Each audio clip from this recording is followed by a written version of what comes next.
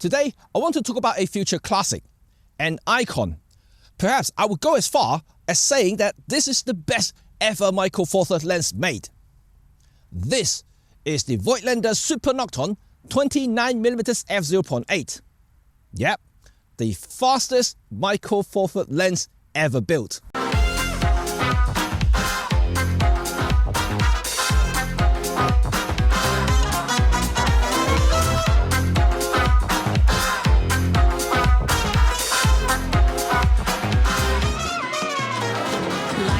Light it up, pedal to the metal. We're gonna take it to a whole nother level tonight. Alright, a whole nother level. I don't know what we've been waiting for. It's time to hit it like we never ever hit it before. A whole nother level. Gotta go crazy, baby, that's who we are. Get up so high, we're looking down at the stars. Tonight, we're gonna blow it all out. Gonna show everybody what the future's about. Hey. Hi, it's Cheng here from Red35 and welcome back to my channel. I am super excited to finally show you the Voigtlander Super Nokton 29mm f0.8. It is a special lens, like I mentioned right at the beginning of this video. This is a future classic, an iconic piece, not only just for Micro Four Thirds platform, perhaps in the general photography market. At 0.8, it is definitely one of the fastest aperture lenses you can buy on the market at this moment in time. But I'm going to come to that in just a second. First of all, Voigtlander announced this lens a few years back now. You know, this is not a brand new lens, it's been around for a few years. But at the time of making this video, there really aren't many reviews online, which is kind of surprising to say the least, because such a special lens. I was wondering why no one else makes video. So perhaps I will tell you all about it today, and hopefully that you appreciate as much as I do with this iconic piece. So today's video is going to separate into a few parts. It's almost like going through the general lens review that I always do. But first, let's have a look at the build quality of the lens. Well, I must say, just like all Voigtlander lenses I've used in the past, this guy is built like an absolute tank. Bulletproof, really. You can absolutely smash someone's skull with this thing. It's so solid that I can't seem to fault it. It's more solid, perhaps even, than the Leica Noctilux. The focus ring is an absolute joy to use. Buttery smooth. So smooth, you can compare to a baby's bottom. It's really that good. I have no problem using it for both stills and videos. Speaking of video, the aperture ring is very cool as well. It has a clutch system, just like the Olympus Pro lenses. You simply pull back and turn, it becomes clickless, which is amazing for videographers and things like that. So this thing is actually very versatile. The overall build quality of this Super Nokton is simply out of this world. I would say is as good as Leica. Once again, you know, I'm comparing to Leica simply because, you know, they kind of set the standard for the top end, the premium league for manual focus lenses. I would say that this lens is on par in terms of build quality. The use of material is amazing. It gives you metal lens hood, which some of the Leica lenses don't even give you these days, or plastic. So it is really, really good. The only plastic bit you can find on this particular lens is the recap and also that little tiny red dot. That's it. Everything is metal, proper metal and glass. Brilliant. Now, let's talk a little bit about handling. Well, first of all, for the die-hard Micro Four Thirds fans who loves a portable system, lightweight, small prime, forget about it. This isn't one. This is a big beast.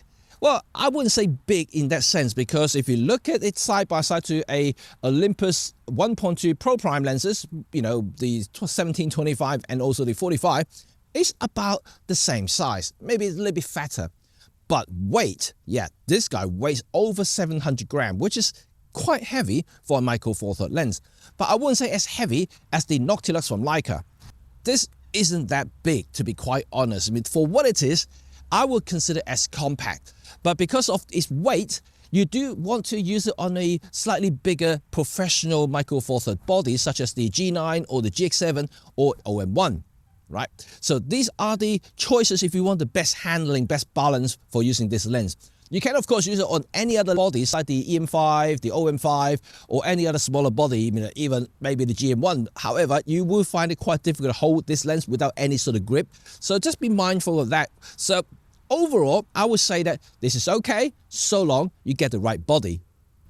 I haven't seen the sun for a while, so I'm actually quite happy to be out and about once again. And I needed that. I needed this to talk about this very special lens, especially when it comes to image quality. Okay, the Voigtlander is special. And you would expect that when you spend that sort of money on a menu focused lens, right? But let's get something out of the way first. This lens cannot compare to Leica Optical when it comes to sharpness or wide open performance. However, you can't kind of talk about it in the same league either, because the Noctilux tops at 8.95, not 0.8. In fact, there isn't anything that you can buy on the market right now that goes as fast as this. You got the Nikko, which is 0.95 once again, and there are absolutely a ton of 0.95 lenses from the China. This is 0.8. So I guess from that perspective, you can't really have a direct comparison.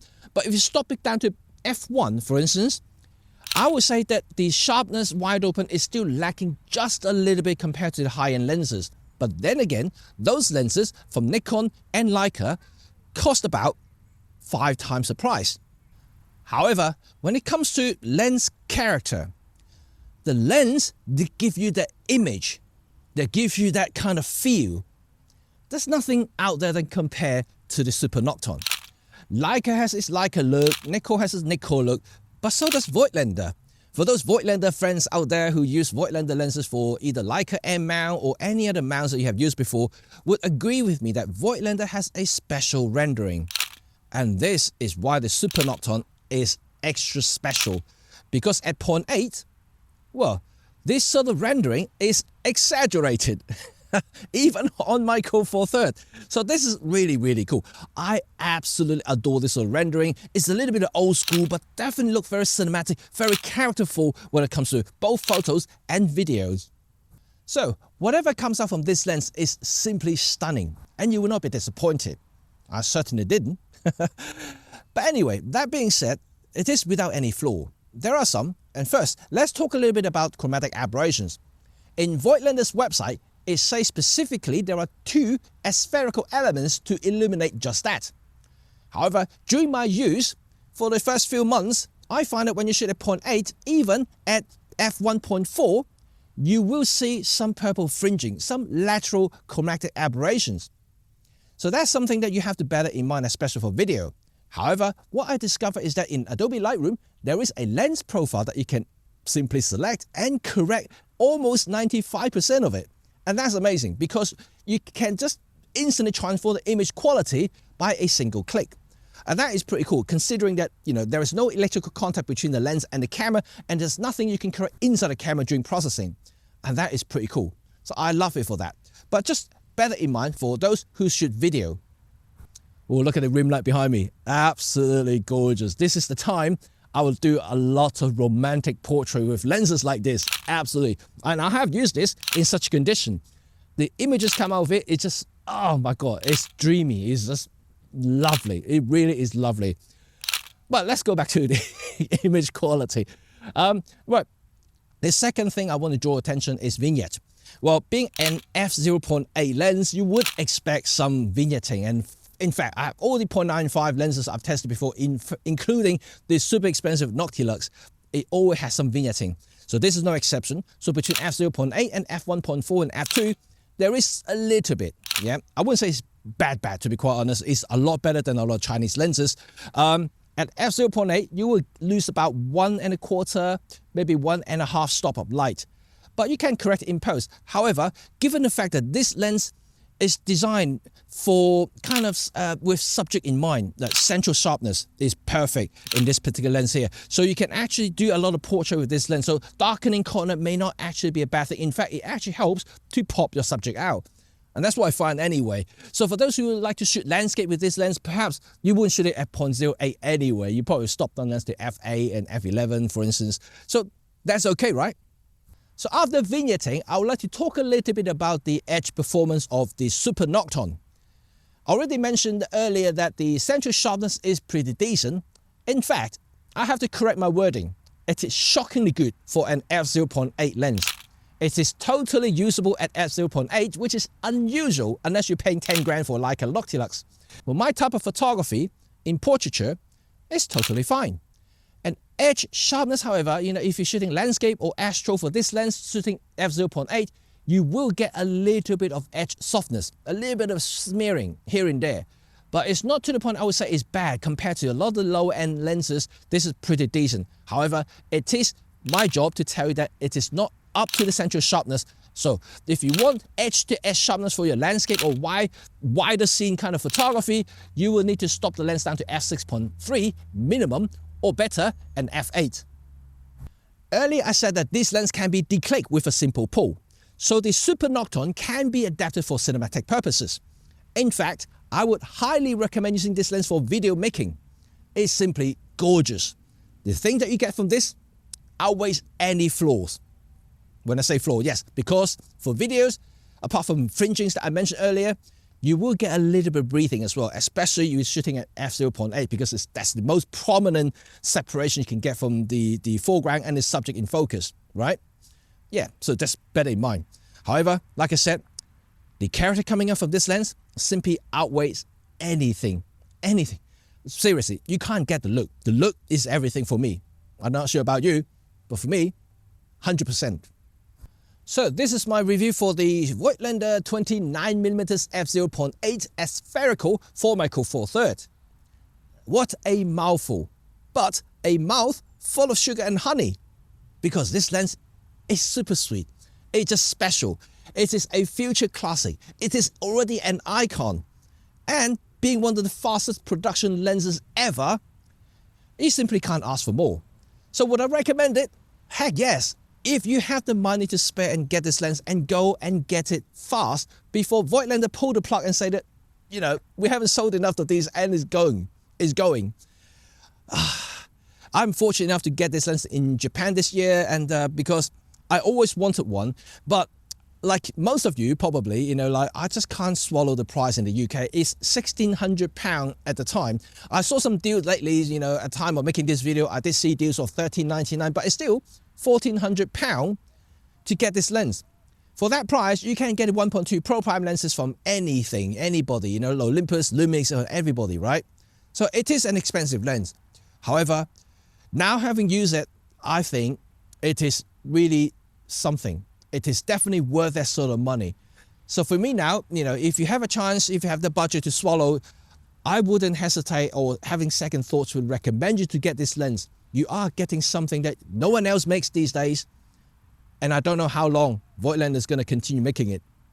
As much as a Micro Four Third fan myself, I can't stop but speculate that Voigtlander might someday stop making Micro Four Third lenses. I don't know, like Sigma's already done it. I'm not sure how much longer Voigtlander is going to stand, because at the moment, a lot of the lens sales are full frame or APS-C, or simply full frame and just adapt to APS-C and just crop it. But a dedicated Micro Four Third lens requires more design and more thought than just simply a full frame adapted APS-C, for instance. It's not as easy as that. So a dedicated Micro Four Third lens like this is rarer than finding a diamond in a dump. It's just definitely very, very hard. So for that, this is certainly one of a kind. Just like the Pen F, one off. I don't think anybody else is going to continue making this sort of thing, or will make this sort of thing in the future. I certainly hope so, but I'm not banking on it. Anyway, this is my thoughts on the Voigtlander 29mm f0.8, the fastest production lens you can buy on the market for Micro Four Third platform. Thank you very much for watching. I hope you like this video, and let me know your thoughts about this lens in the comment section below. Give me a thumb if you like this video, and of course, subscribe if you haven't already done so, to stay in touch with all things photography, filmmaking, and all sorts of camera and lens talks. Until next time, I'll see you all very soon. Bye for now. Peace.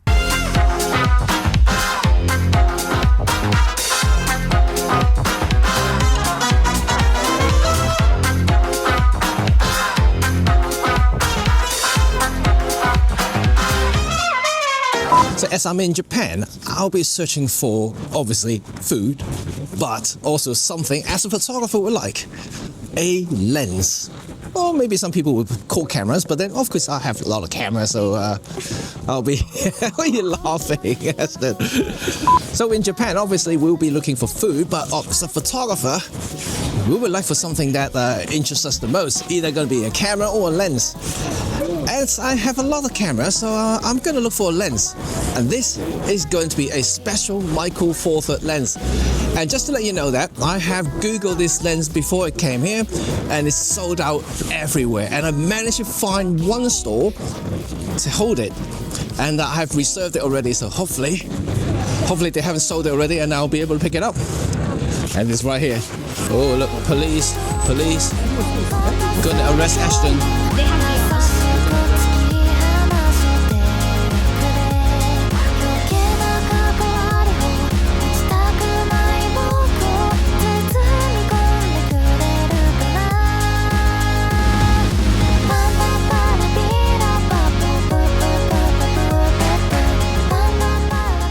I'm very excited because, like I said, this lens is sold out everywhere. And if I can get it, I'm gonna take some pictures so I can show you guys later.